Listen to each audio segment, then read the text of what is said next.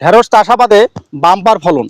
আসলে আমরা প্রতিনিয়ত সংসার করতে গিয়ে বাড়ির আশেপাশে যে জমিগুলো ফেলে রাখি, এটা আমরা কাজে লাগালে আমাদের সংসারে কিন্তু প্রচুর পরিমাণে হেল্প হয়। এটা আমরা করি না, এজন্য আমাদের কিন্তু অনেক খেসারত দিতে হয়। বাজার করতে আমাদের যে কষ্টগুলো হয় সেই কষ্টগুলো লাঘব হতো। এইরকম জমিগুলা, এই জমিটা প্রায় 4-5 শতাংশ জমি, এই জমিটা এর আগে আমি দেখেছি এটা পড়েছিল, কোনো কাজে লাগে নাই। কৃষি আবাদি ভাই, সে অনেক কিছু আবাদ করে, সে আবাদে অনেক কিছু জানে, সেই সুবাদে এখানে ঢেঁড়স চাষ করেছে। সেই ঢেঁড়স চাষ দেখে আমি তো অবাক হয়ে গেছি। প্রচুর পরিমাণ ঢেঁড়স আসছে, ঢেঁড়সের গাছ কিন্তু খুব একটা বড় হয় নাই।